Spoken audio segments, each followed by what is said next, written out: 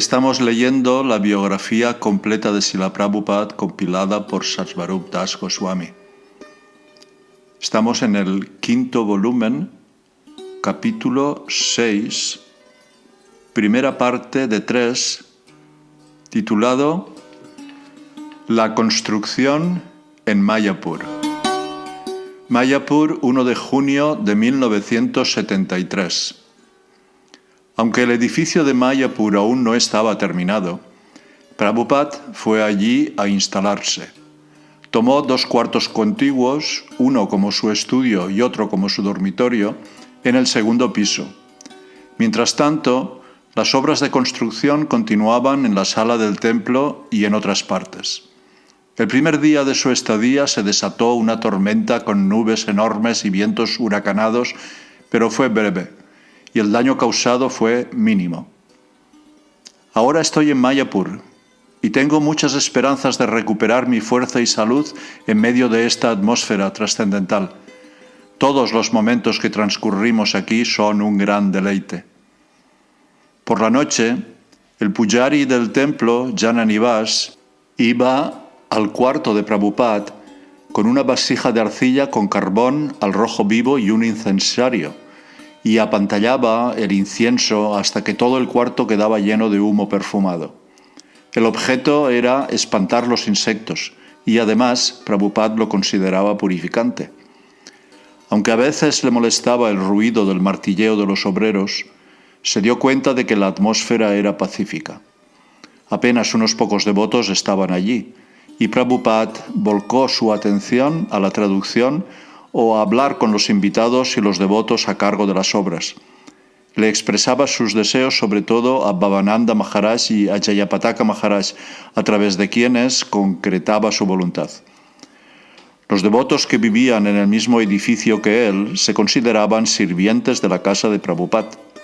Por supuesto, todos los edificios en ISKCON le pertenecían, pero en Mayapur ese sentimiento era más intenso. Por lo general, los devotos de cada centro en particular colectaban dinero para mantenerse, pero Prabhupada se hizo cargo él mismo de obtener los fondos para Mayapur.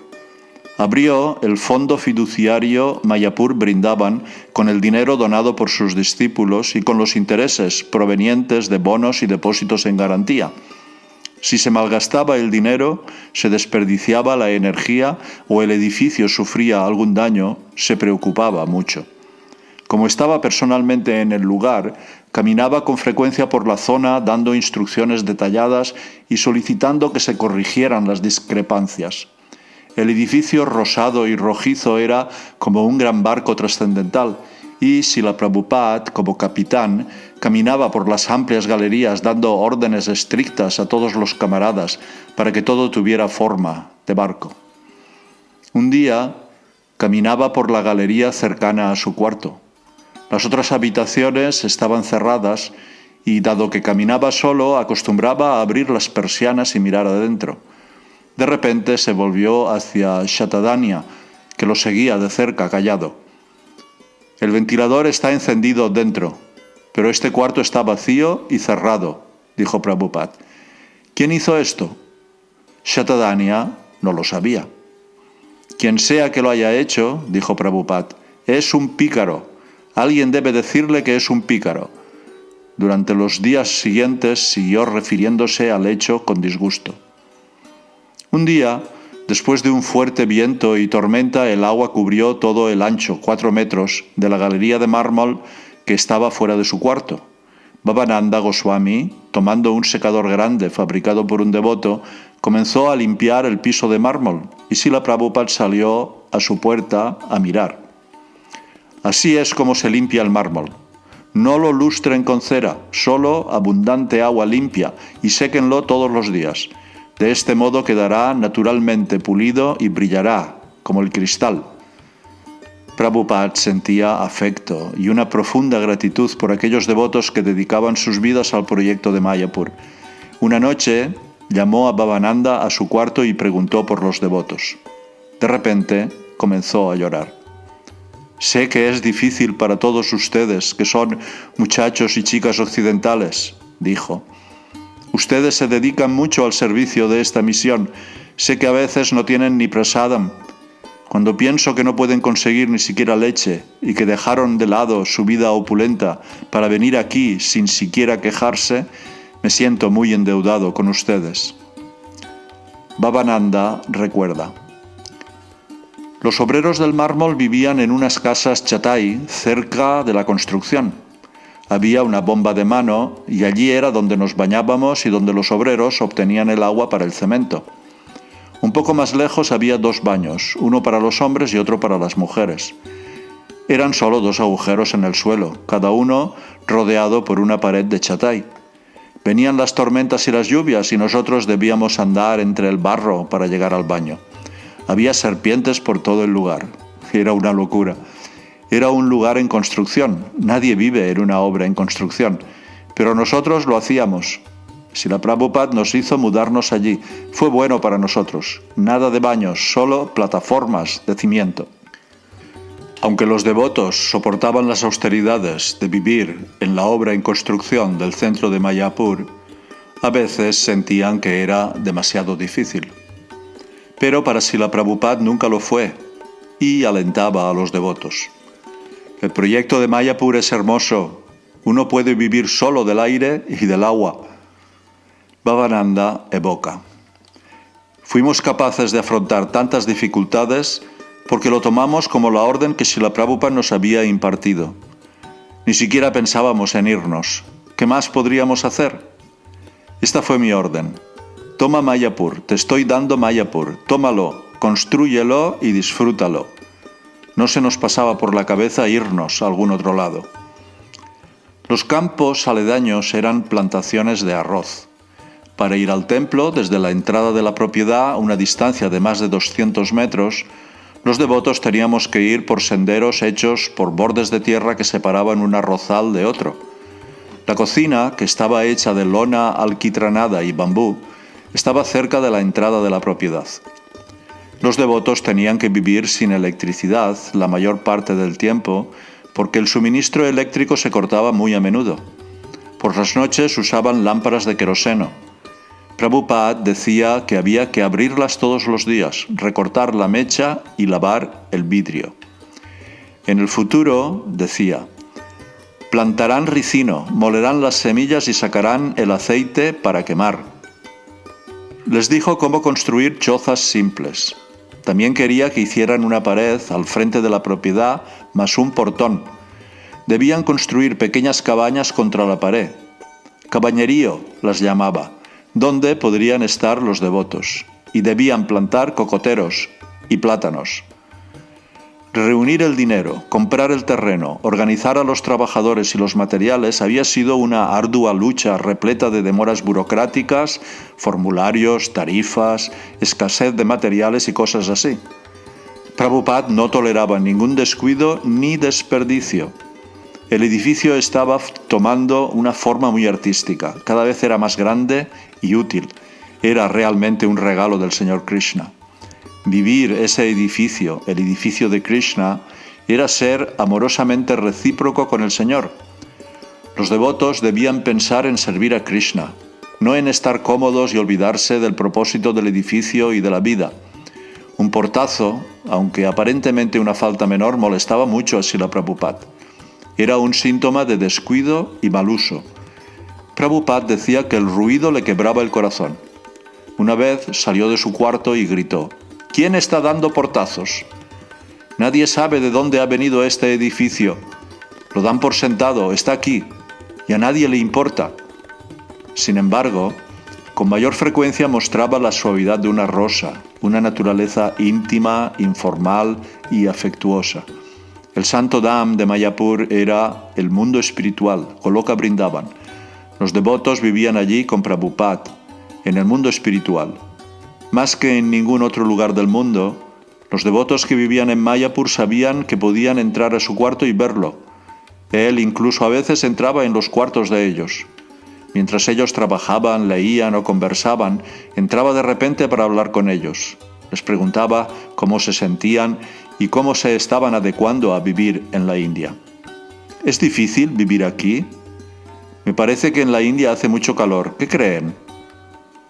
Aunque el edificio estaba incompleto, llegaban muchos invitados, sobre todo para hablar con Prabhupada, quien, con paciencia, pasaba muchas horas por día hablando de la conciencia de Krishna, contestando sus preguntas acerca de su movimiento, o que venían solamente a hablar de ellos mismos o de su propia filosofía. A veces comentaba que alguien había desperdiciado su tiempo, pero nunca prohibió a nadie que lo viera. Un rico hombre hindú, el señor Brijratan Mohata, y su esposa, la hija del multimillonario R.D. Birla, visitó a Prabhupada desde Calcuta. Srila Prabhupada se preocupó por recibirlos apropiadamente y revisó él mismo el menú e instruyó a sus discípulos sobre cómo debía ser el servicio al señor Mohata y su esposa. Ofrecer prasadam era una parte importante de la etiqueta Vaishnava. Por eso, Srila Prabhupada siempre enfatizaba que los devotos debían ofrecer prasadam de inmediato a los visitantes. Siempre deben ofrecer agua, puris calientes y berenjenas, bhaji, berenjenas fritas, y dulces, solía decir Prabhupada. Aunque el invitado pareciera tímido, Prabhupada insistía en que se le sirviera todo el menú.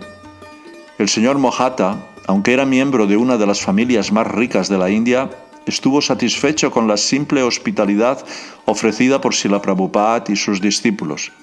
El cuarto en el que ella y su marido se alojaron estaba sin terminar, el piso de pizarra estaba sin pulir y la obra seguía en construcción por todas partes. Los devotos solo pudieron ofrecerles un colchón en el suelo con una almohada. Los huéspedes parecieron muy satisfechos y apreciativos. Bhavananda rememora: Srila Prabhupada nos enseñó muchos de los detalles de la cultura india en Mayapur. Nos hizo poner colchones cubiertos con sábanas en su cuarto. En 1970, en Los Ángeles, me pidió que cosiera varias sábanas entre sí para que cubrieran la estera de su cuarto. Luego se arrodilló junto a mí y quitamos las arrugas, hasta que las sábanas quedaron bien lisas. Nos hizo hacer lo mismo en Mayapur. Dispusimos colchones de una punta a otra del cuarto con almohadones contra la pared. Ahora traigan sábanas blancas y cámbienlas todos los días. Cuando los caballeros bengalíes visitaban a Prabhupada en su cuarto, se sentaban allí, contra la pared, recostados en los almohadones. La situación era muy aristocrática. Prabhupada transmitía la sensación de que él era el Mahant, el dueño de casa, el acharya.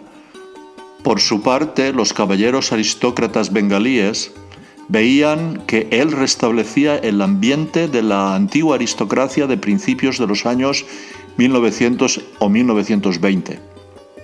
Eran una modalidad, una forma de ser que databa de los viejos tiempos de Prabhupada con la familia Maulik, que rápidamente se estaba desvaneciendo. En esos momentos, en ninguna parte se podían encontrar atisbos de esa antigua cultura, porque todas esas familias se habían degradado y habían perdido su riqueza. Cuando por las noches se reunía una variada multitud de insectos alrededor de la luz de Prabhupada, solíamos comentar que eran maravillosas creaciones de Dios. Este pequeño insecto, dijo una noche, es a la vez piloto y máquina, dos en uno. Aquí hay cientos de insectos que vuelan juntos, pero nunca chocan entre sí. Así lo dispuso Dios. Nunca chocan porque la superalma está presente, una en cada corazón. Veamos si los científicos materialistas pueden hacer una máquina así de maravillosa con un piloto dentro que no choque. Cuando hay dos aviones en vuelo, los pilotos deben tener mucho cuidado. Mientras unos pocos devotos se sentaban en el colchón cubierto con la sábana en su cuarto, él se sentaba en su asana, que estaba apenas elevada y se apoyaba contra un almohadón blanco. Ambos, el maestro espiritual y el discípulo, disfrutaban con mucha felicidad de hablar y escuchar sobre la conciencia de Krishna. Los devotos querían escuchar las palabras de Prabhupada y cumplir su deseo, y él quería instruirlos. Pero estos insectos, continuó diciendo, no son perfectos. Vuelan hacia la luz, lo que quiere decir que también están atraídos a la muerte. Así que son como los materialistas, quienes construyen rascacielos, pero no saben qué ocurrirá al momento de la muerte. Henry Ford y otros grandes capitalistas tuvieron que morir, pero muchos otros intentan volverse como ellos. No saben que eso también significará su muerte. Son como esos pequeños insectos. Por la mañana solo encontramos pilas de ellos, todos muertos. Muchas veces, cuando Prabhupada estaba conversando en su cuarto, las luces se apagaban de repente. En ese momento los devotos traían lámparas de queroseno. Todas las noches, cuando hablaba, venía el pujari que llenaba el cuarto con humo de incienso. Las lámparas de ghee iluminaban suavemente los grandes tallados en bajo relieve de Radha y Krishna ubicados en la pared opuesta al escritorio de Prabhupada. Durante esta visita veraniega reveló algo más de su visión del proyecto ISKCON Mayapur. Los devotos ya eran conscientes de que el plan era vasto y costaría millones de dólares. En ese punto ya tenían un edificio, pero esto era solamente el comienzo. En el plan total, esta obra era casi insignificante. Prabhupada habló de un templo colosal, con una gran cúpula que asomaría sobre una ciudad trascendental. Este Mayapur Chandrodaya Mandir alojaría el mayor planetario del mundo, que representaría el universo tal como se describe en la literatura védica. Para ejecutar tal proyecto, Prabhupada quería entrenar a sus discípulos en las artes védicas, que en ese momento experimentaban un periodo de decadencia en Bengala. A Bhaktisiddhanta Sarasvati le había interesado mucho usar dioramas para representar el lila de Krishna y del Señor Chaitanya. Prabhupada quería que sus discípulos aprendieran el arte estudiando con los artistas de Mayapur.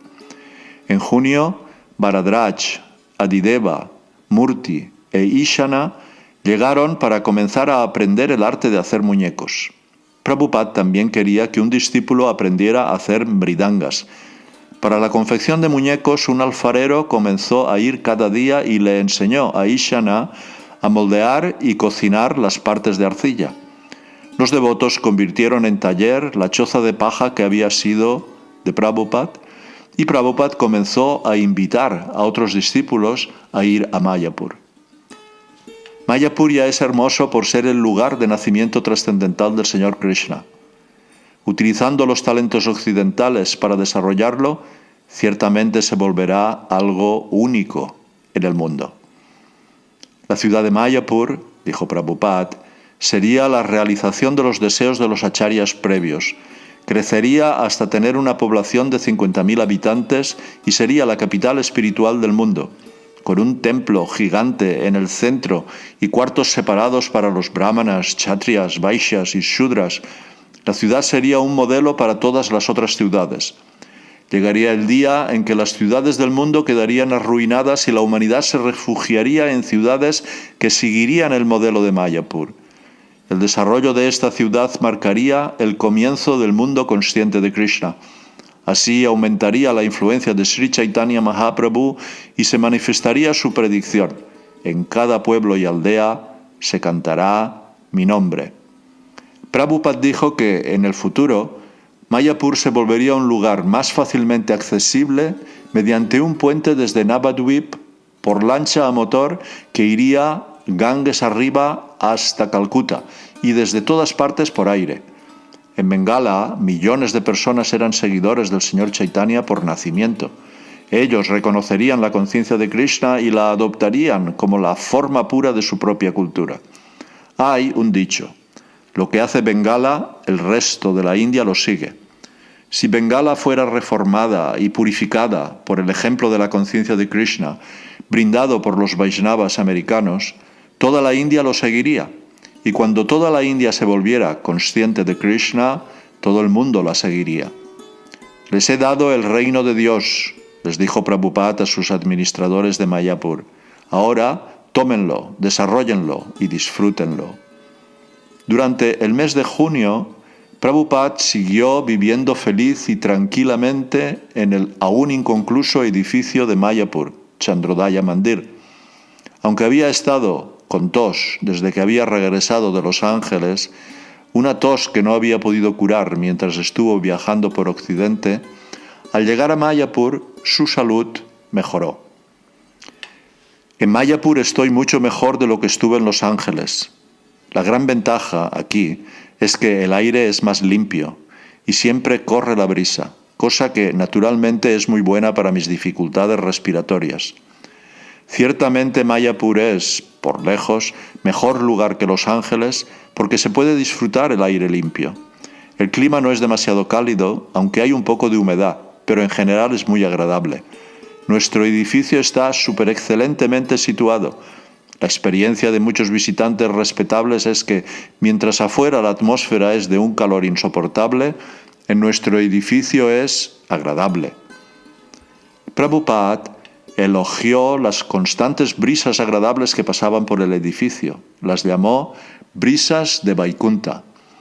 A veces, sin embargo, aparecía de repente una tormenta violenta. Aunque severas, eran también hermosas, con rayos constantes como luces de neón que recorrían el cielo. Un día surgió una tormenta y el viento comenzó a bramar por el edificio. Advirtiendo que las puertas y ventanas de Prabhupada estaban abiertas, Shatadanya entró corriendo al cuarto y comenzó a cerrarlas frenéticamente. Pero Prabhupada, sentado desde su escritorio, dijo: «Está bien, deja abiertas las ventanas». «Prabhupada», protestó Shatadanya, «la tormenta ya está aquí». «Déjalas abiertas», volvió a decir mientras el viento corría por el cuarto a unos 80 kilómetros por hora. Prabhupada sonrió. «No hay otro lugar en el mundo como este», dijo mientras su ropa azafrán ondulaba. Prabhupada estaba de pie en el techo de su edificio de Mayapur mirando hacia el lugar de nacimiento de Chaitanya Mahaprabhu, distante 1 kilómetro. «En realidad», le dijo a Bhavananda Maharaj, «que digan que ese es el lugar de nacimiento de Chaitanya Mahaprabhu no es muy importante. ¿Acaso Krishna es famoso por haber nacido en Mathura? No. Él es famoso por sus actividades. De la misma forma, Chaitanya Mahaprabhu no es famoso por haber nacido en Mayapur. Es famoso por sus actividades y por su prédica del Sankirtan. Este Mayapur Chandrodaya Mandir es la prédica de Chaitanya Mahaprabhu. Por eso quiero un lugar que sea tan atractivo como este. Debido a las actividades de Chaitanya Mahaprabhu, todos vendrán aquí». Mientras estuvo en Calcuta, antes de ir a Mayapur, Prabhupada llamó a su cuarto a varios de los discípulos mayores. «Me han pedido muchas veces que traduzca el Chaitanya Bhagavat, pero voy a traducir el Chaitanya Charitamrita entero. ¿Está bien?» «Claro que sí, Prabhupada», contestó Bhavananda Goswami. «Es maravilloso». Décadas atrás, Prabhupada había escrito ensayos basados en el Chaitanya Charitamrita y con el paso de los años tradujo algunos versos y escribió comentarios sobre ellos. Luego, en Estados Unidos, en 1968, completó las enseñanzas del Señor Chaitanya, un estudio resumido basado en ciertos pasajes importantes del Chaitanya Charitamrita. Durante su estadía en Mayapur, no obstante, comenzó una nueva traducción y comentario del Chaitanya Charitamrita de Krishnadas Kaviraj, comenzando por el capítulo 7.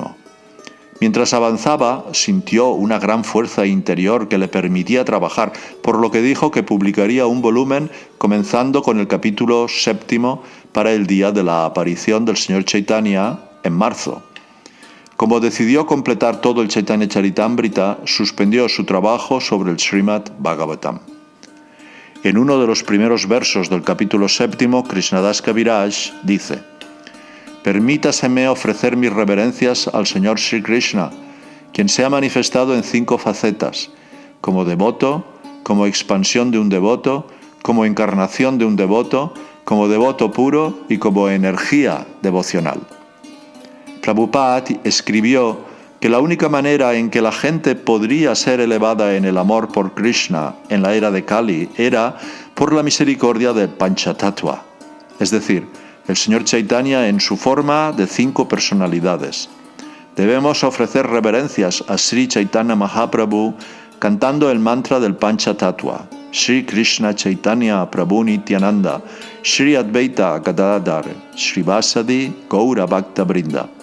Este mantra debe recitarse antes de cantar el Mahamantra: Hare Krishna, Krishna Krishna Hare Hare, Hare Rama, Rama Rama, Hare Hare. Existe la posibilidad de cometer 10 ofensas al cantar el Mahamantra Hare Krishna, pero no se consideran cuando se canta el Mahamantra del Panchatattva. Uno debe primero refugiarse en Sri Chaitanya Mahaprabhu, aprender el Mahamantra del Panchatattva y luego cantar el Mahamantra Hare Krishna.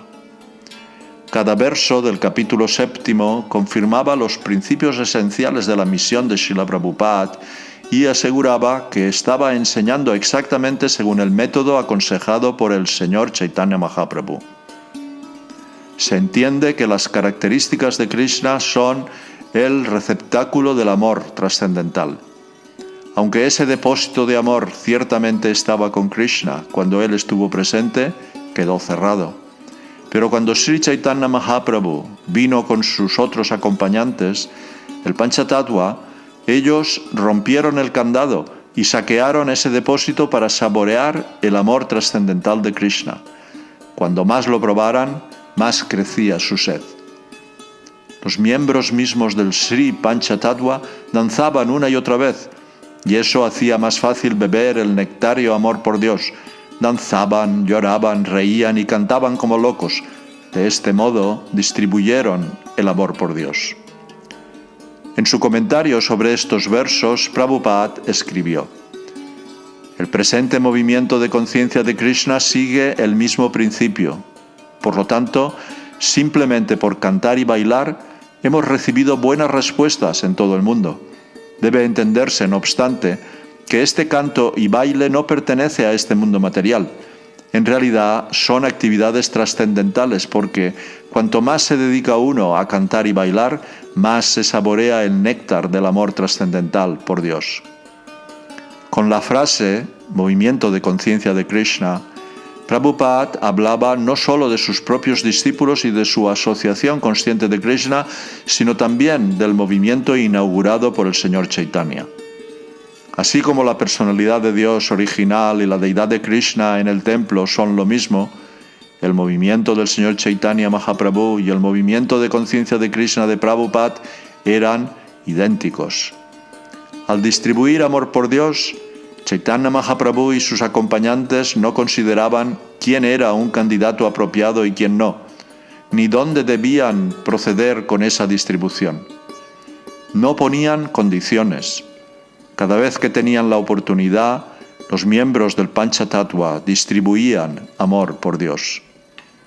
Para Srila Prabhupada, este verso confirmaba directamente la instrucción que había recibido de su maestro espiritual Bhaktisiddhanta Sarasvati.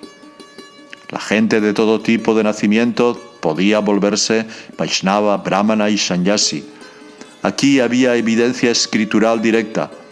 Sin embargo, Prabhupada, al igual que su propio maestro espiritual, con frecuencia había sido criticado por los brahmanas hindúes conscientes de casta. Prueba en mano, Prabhupada desafiaba esas envidiosas críticas. Hay algunos pícaros que se atreven a hablar en contra de la misión del Señor Chaitanya al criticar el movimiento de conciencia de Krishna por aceptar europeos y americanos como brahmanas y ofrecerles sannyas.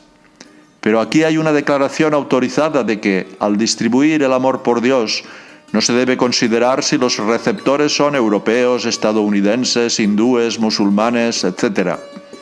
El movimiento de conciencia de Krishna debe propagarse tanto como sea posible y se debe aceptar a aquellos que así se vuelven Vaishnavas como más grandes que los brahmanas, los hindúes o los habitantes de la India. Chaitanya Mahaprabhu deseaba que su nombre se esparciera por cada pueblo y aldea de la superficie de la tierra. Por lo tanto, cuando el culto de Chaitanya Mahaprabhu sea propagado por todo el mundo, aquellos que lo adopten no deberían ser aceptados como Vaishnavas, brahmanas y sannyasis. Esos tontos argumentos a veces surgen de pícaros envidiosos, pero los devotos conscientes de Krishna no se preocupan por ellos. Nosotros seguimos estrictamente los principios dispuestos por el Panchatattva. Otra crítica encontrada por Srila Prabhupada fue que su énfasis en el proselitismo era en realidad extraño a la espiritualidad hindú.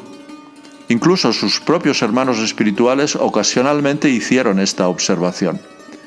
Más a menudo, sin embargo, este sentimiento provino de los impersonalistas, quienes argumentaban que a la gente debía dejársele concebir la religión por sus propios medios. La religión, siendo un asunto interno y espiritual, no debía ser propagada por el fervor evangelizador. Predicar y convertir, decían, era cosa de cristianos, no para los seguidores de la religión hindú. No obstante, en el capítulo 7 del Adi Lila, en el Chaitanya Charitamrita, Sri Krishna Chaitanya, la suprema personalidad de Dios, revela su corazón y sentimiento como el predicador ideal. Aunque los miembros del Panchatattva saquearon el depósito de amor por Dios y se comieron y distribuyeron el contenido, no había escasez, ya que este maravilloso depósito es tan completo que a medida que el amor se distribuye, el depósito aumenta cientos de veces. La inundación de amor por Dios se esparce en todas direcciones. Así, jóvenes, ancianos, mujeres y niños quedan inmersos. El movimiento de conciencia de Krishna inundará el mundo entero y sumergirá a todos, aunque uno sea un caballero, un pícaro o incluso esté incapacitado, inválido o ciego. Cuando los primeros 5 miembros del Panchatattva vieron el mundo entero inundado de amor por Dios y la semilla del disfrute material completamente destruida en las entidades vivientes, se pusieron muy felices. Cuanto más los 5 miembros del Panchatattva provocaban que cayeran las lluvias de amor por Dios, más aumentaba la inundación y se esparcía por todo el mundo. Este era el espíritu de Srila Prabhupada al entrenar a sus jóvenes en la Asociación Internacional para la Conciencia de Krishna y les estaba ofreciendo estas palabras del Señor Chaitanya para fortalecer a todos los devotos del Señor. Los miembros del movimiento de conciencia de Krishna debían tener confianza en que, por predicar puramente, se encontrarían con el éxito. Prabhupada tenía confianza. Aquí estaban las palabras del Shastra, palabras dichas por la Suprema Personalidad de Dios, y la experiencia personal de Prabhupada confirmaba lo mismo. Por eso pudo escribir. Nuestro movimiento de conciencia de Krishna comenzó sin ayuda, y nadie solventó nuestra labor. Pero actualmente estamos gastando cientos y miles de dólares en todo el mundo, y el movimiento aumenta más y más. Aunque ciertas personas celosas nos envidian, si nos apegamos a nuestros principios y seguimos los pasos del Panchatattva, este movimiento seguirá sin que los falsos swamis, los sannyasis, los religiosos, los filósofos o los científicos puedan detenerlo, porque es trascendental a todas las consideraciones materiales. Por lo tanto, aquellos que propagan el movimiento de conciencia de Krishna no deben temer a tales pícaros y tontos. Los versos del capítulo 7 describen una inundación mundial de conciencia de Krishna. Entonces, esas voces que objetaban que los europeos y americanos no podían volverse brahmanas o sannyasis, serían barridas por la misericordia del Señor Chaitanya al inundar el mundo entero. Nadie podría detenerlo. Las palabras de Krishnadas Kaviraj intensificaron el deseo de Prabhupada de basar su movimiento mundial en el lugar donde apareció el Señor Chaitanya y comenzó su movimiento de Sankirtan. El Panchatattva comenzó en Navadvip y desde allí se esparcían las olas de amor por Dios. En Sridham Mayapur a veces tiene lugar una gran inundación después de la estación lluviosa. Esto indica que desde el lugar de nacimiento del Señor Chaitanya, la inundación de amor por Dios se esparcirá por todo el mundo, lo que ayudará a todo el mundo, incluidos los ancianos, los jóvenes, las mujeres y los niños. El movimiento de conciencia de Krishna, de Sri Krishna Chaitanya Mahaprabhu, es tan poderoso que puede inundar el mundo entero e interesar a todo tipo de personas en la cuestión del amor por Dios. En este 7º capítulo del Adi Lila, Prabhupada encontró que los principios de las enseñanzas y actividades del Señor Chaitanya constituían la prueba que avalaba el modo de actuar de ISKCON. Krishnadas Kaviraj dice que el señor Chaitanya adoptó sannyas como truco para liberar a ciertas clases de la sociedad que, de otra manera, no le habrían mostrado respeto. Prabhupada en su comentario explicó que él también había diseñado trucos para ofrecer los beneficios de la conciencia de Krishna a un espectro de la sociedad tan amplio como fuera posible. Por ejemplo, el hecho de aceptar mujeres en el movimiento de conciencia de Krishna. Por lo tanto, es un principio que un predicador debe seguir estrictamente las reglas y regulaciones dispuestas por el Shastra y al mismo tiempo debe diseñar los medios para imprimir fuerza a la labor de prédica dirigida a recuperar a los caídos.